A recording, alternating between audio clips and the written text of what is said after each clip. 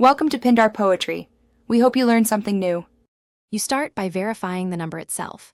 Confirm the correct country code and that the line accepts SMS or voice.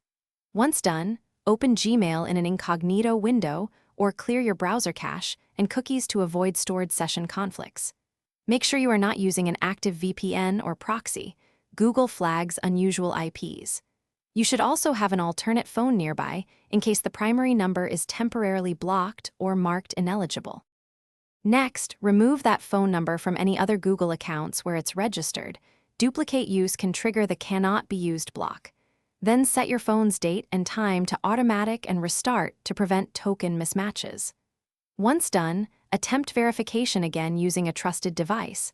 Choose SMS, request a voice call, or use Google Prompt if available. If an app is involved, clear its data or use a different browser to prevent stored tokens from interfering.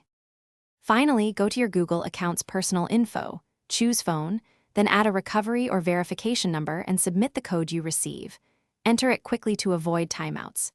If Google still rejects the number, wait 24 to 72 hours before retrying because temporary blocks often lift. If the problem continues, use the account recovery flow or try a different carrier or Google Voice number as a fallback.